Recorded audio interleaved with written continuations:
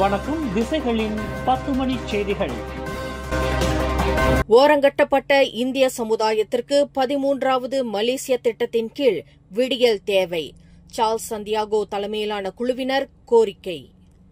பல்வேறு துறைகளில் ஓரங்கட்டப்பட்டுள்ள மலேசிய இந்திய சமுதாயத்திற்கு 13வது மலேசிய திட்டத்தின் கீழ் விடியலை ஏற்படுத்தக்கூடிய முதன்மையான திட்டங்கள் தொடர்பான பரிந்துரை ஒன்று கில்லான் முன்னாள் MP சார்ல்ஸ் சந்தியாகோ தலைமையில் அரசாங்கத்திடம் சமர்ப்பிக்கப்பட்டுள்ளது. 13வது மலேசிய திட்டத்தின் கீழ் இந்திய சமூகத்தை மேம்படுத்துவதற்காக முன்மொழியப்பட்ட முன்முயற்சிகள் குறித்து விவாதிக்க 2 அரசுசாரா அமைப்புகள் பிரதமர் டத்தோஸ்ரீ அன்வார் இப்ராஹிமை சந்திப்பதற்கான முயற்சிகளை மேற்கொண்டு வருகின்றன. சமூக மாற்றத்திற்கான நிலையான முயற்சி இயக்கமான SICC மற்றும் யயாசான் இல்திசாம் மலேசியா ஆகிய 2 அரசுசாரா அமைப்புகள் கடந்த ஜூன் 23ஆம் தேதி பொருளாதார அமைச்சில் இந்திய சமுதாயத்தை மேம்படுத்தும் திட்டங்கள் தொடர்பான பரிந்துரை ஒன்றை சமர்ப்பித்துள்ளதாகவும் அந்த பரிந்துரை தொடர்பில் இன்னும் எந்தவொரு பதிலும் கிடைக்கவில்லை. எனினும் சந்திப்பு தேதி கேட்டு தாங்கள் காத்திருப்பதாக சார்ல்ஸ் சந்தியாகோ தெரிவித்தார்.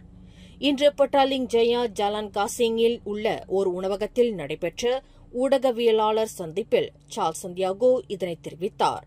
இதன் தொடர்பில் அரசாங்கம் பதிலளிக்க குறிப்பிட்ட காலக்கெடு எதுவும் இல்லை என்றாலும் பிரதமர் விரைவில் இந்த திட்டத்தை ஒரு பொது அறிவிப்பு மூலமாகவோ அல்லது இந்த மாதம் நாடாளுமன்றத்தில் 13வது மலேசிய திட்டத்தை தாக்கல் செய்து உரையாற்றும் போது அறிவிப்பார் என்று தாங்கள் எதிர்பார்ப்பதாக சார்ல்ஸ் குறிப்பிட்டார். இந்திய சமுதாயத்திற்கு என்ன செய்ய வேண்டும் என்று அரசாங்கம் ஆராய வேண்டியதில்லை. காரணம், இந்திய சமுதாயத்திற்கு என்ன செய்ய வேண்டும், என்னென்ன தேவை, அவர்களின் எதிர்பார்ப்பு என்ன என்பதை மிக தெளிவாக அந்த பரிந்துரையில் சமர்ப்பிக்கப்பட்டு விட்டதாக சார்ல்ஸ் தெரிவித்தார். இந்திய சமூகம் எதிர்கொள்ளும் தடைகளை அகற்றி நிவர்த்தி செய்ய 13வது மலேசிய திட்டத்தின் கீழ் 5 அடிப்படை அம்சங்களின் கீழ் 40 முன்முயற்சிகள் மற்றும் 11 செயல்திட்டங்களை அரசுசாரா நிறுவனங்கள் முன்மொழிந்துள்ளதாக சார்ல்ஸ் குறிப்பிட்டார். கல்வி சீர்திருத்தங்கள், பெண்கள் மற்றும் இளைஞர் மேம்பாடு, சிறு மற்றும் நடுத்தர வணிகர்களுக்கான முன்னேற்ற வாய்ப்புகள், நிறுவன சீர்திருத்தங்கள் மற்றும் நிர்வாகம் ஆகியவையே அந்த 5 அம்சங்களாகும். மகளிர் சமூக நலன் சார்ந்த தலைவர்கள், கல்வியாளர்கள் மற்றும் இந்திய பொது அமைப்புகளின் பொறுப்பாளர்கள் உட்பட 200க்கும் மேற்பட்டவர்களுடன் கடந்த பல மாதங்களாக ஆலோசனை நடத்திய பிறகு இந்த திட்டங்கள் வகுக்கப்பட்டன என்பதையும் சார்ல்ஸ் விளக்கினார். Which government agency, which NGO can support it, எல்லாமே எங்களுக்கு ஒரு பிளான் இருக்கு. அரசாங்கத்துக்கு வேலையே இல்லைங்க. வேலை செஞ்சு அரசாங்கம் நம்ம வேலை செஞ்சு கொடுத்தாச்சு. அவங்களுக்கு கேள்வி அவங்க அக்செப்ட் பண்ணுவாங்களா இல்லையா, அதான் இப்போ இது. ஸோ நம்ம என்ன சொல்றோம்னா இந்த திட்டம் மக்களோட திட்டம். இதை நம்ம 200 அப்கோர்ஸ் நம்ம சொல்ற மக்கள் தான் 200 பேரோட பேசுனது இது அவங்க திட்டம். அவங்க சொன்னதான் நம்ம இந்த பிளான் உருவாக்கி 40 இருக்கு. ஆனா எல்லா 40 போட்டா டிவைட் பண்ண முடியாது. ஸோ இது வாட் இஸ் அர்ஜென்ட், என்ன அர்ஜென்ட்னா நம்ம 4 பில்லர்ஸ் நம்ம பார்த்தோம். 5 பில்லர்ஸ். ஒன்று எஜுகேஷன் ரிஃபார்ம், கல்வியை என்ன பற்றி ரிஃபார்ம் பண்ண முடியும். 2வது பெண்கள் அண்ட் இளைஞர்கள். 3வது SME அட்வான்ஸ்மெண்ட். 4வது இன்ஸ்டிடியூஷனல் ரிஃபார்ம். 5வது கவர்னன்ஸ். உதாரணத்திற்கு, மற்ற இனத்தவர்களுடன் ஒப்பிடுகையில் இந்திய மாணவர்களிடையே மிக அதிகமாக பள்ளி படிப்பை இடைநிறுத்தும் விகிதங்களை 30 விழுக்காடு முதல் 50 விழுக்காடு வரை மதிப்பிடப்பட்டுள்ளது. இப்பிரச்சினையை தீர்க்கும் முயற்சிகளில் ஒரு பகுதியாக அனைத்து குழந்தைகளுக்கும் பாலர் கல்வியை கட்டாயமாக்க வேண்டும் என்று பரிந்துரை செய்யப்பட்டுள்ளதாக சார்ல்ஸ் குறிப்பிட்டார். பிரதமர் துறையின் சிறப்பு அதிகாரி சண்முகம் மூக்கனுடன் இணைந்து அரசு சார்பற்ற இயக்கங்களின் ஒத்துழைப்புடன் இந்த பரிந்துரைகள் தயாரிக்கப்பட்டதாகவும் சார்ல்ஸ் சுட்டிக்காட்டினார்.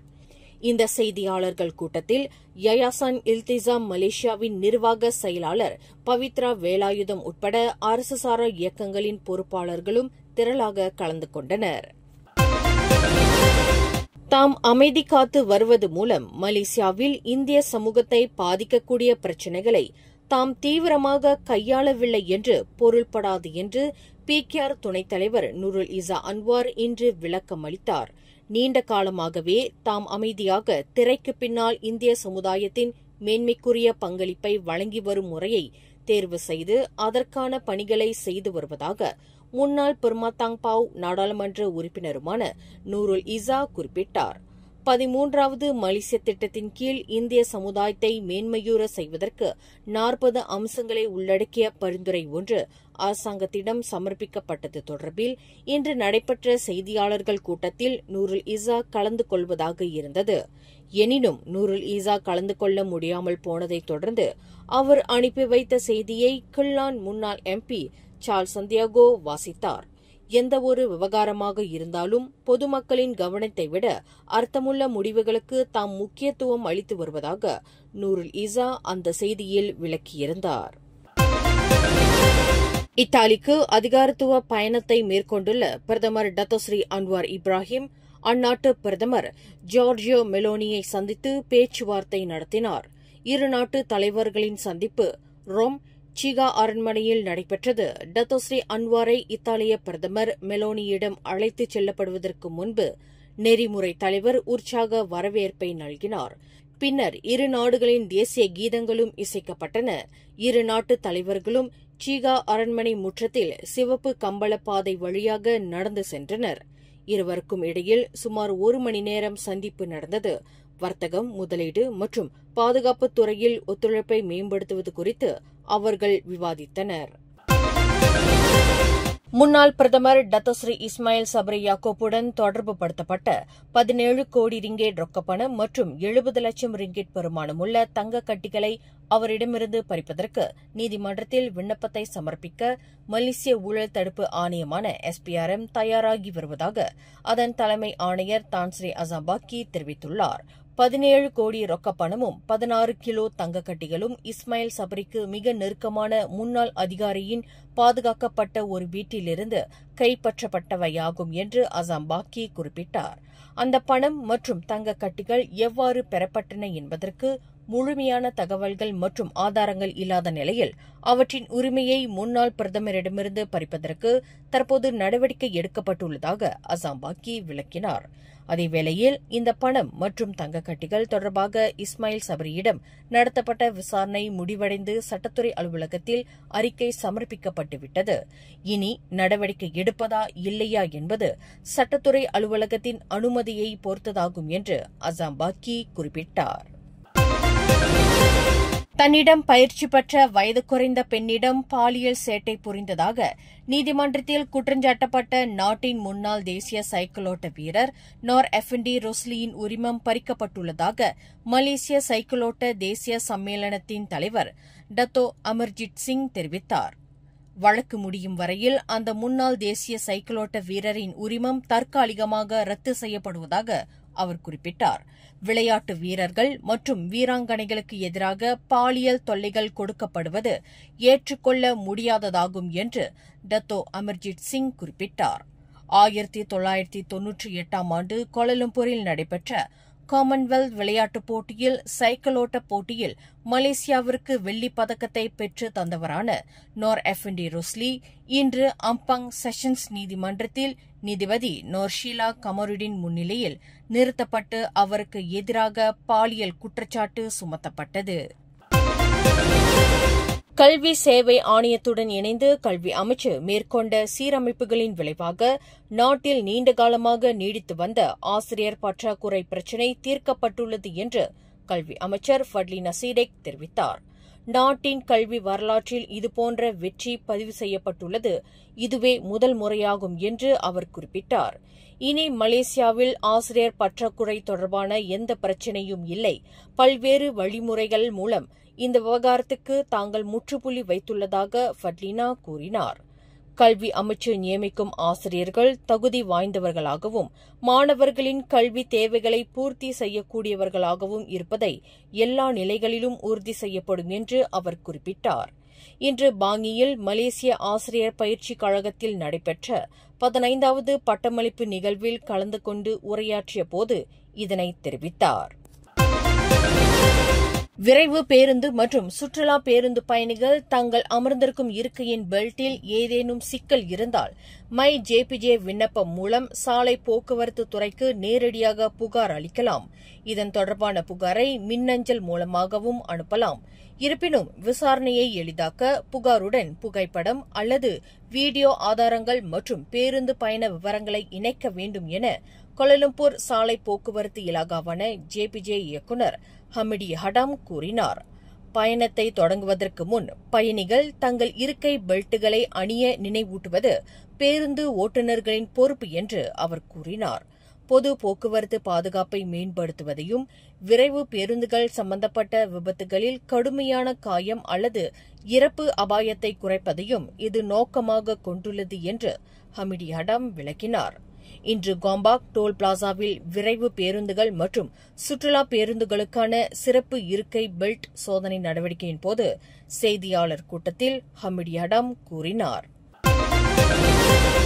அரசாங்க ஊழியர்களுக்கான வீடமைப்பு திட்டமான கோத்தா மடானி மேம்பாட்டுத் திட்டத்தை நிறுத்த வேண்டிய அவசியம் இல்லை என்று பிரதமர் துறையின் கூட்டரசு பிரதேச அமைச்சர் டத்தோஸ்ரீ டாக்டர் ஜலேஹா முஸ்தபா தெரிவித்தார். கோத்தா மடானி வீடமைப்பு திட்டத்தை இடைநிறுத்த வேண்டுமென்ற பாஸ் கட்சியின் இளைஞர் தலைவர் அஃப்னான் ஹமிமி தைப் அசாமுடின் விடுத்த கோரிக்கையை அரசாங்கம் நிராகரித்துள்ளதாக டாக்டர் ஜலேஹா குறிப்பிட்டார். அரசு ஊழியர்களின் வீட்டுத் தேவையை பூர்த்தி செய்ய அதன் திட்டம் அவசியம் என்று டாக்டர் ஜலேஹா கூறினார். அரசு ஊழியர்களுக்கான வீடுகள் பற்றாக்குறை பிரச்சினையை சமாளிக்க இத்திட்டம் வரையறுக்கப்பட்டுள்ளதாக அவர் குறிப்பிட்டார். பஹாங் பந்தோங் கம்போங் பாருவில் உள்ள 4 மாடி கட்டடம் ஒன்று தீப்பற்றிக் கொண்டது. இந்த சம்பவம் இன்று பிற்பகல் 3 மணியளவில் நிகழ்ந்தது. தீ மற்ற கட்டடத்திற்கு பரவாமல் இருக்க 10 பேர் கொண்ட தீயணைப்பு வீரர்கள் முழுவீச்சில் தீயை அணைக்கும் பணியில் ஈடுபட்டனர். தீயை அணைக்கும் பணிக்கு பந்தோங் நகராண்மை கழகத்திற்கு சொந்தமான பாரந்தூக்கிகள் பயன்படுத்தப்பட்டதாக தெரிவிக்கப்பட்டது.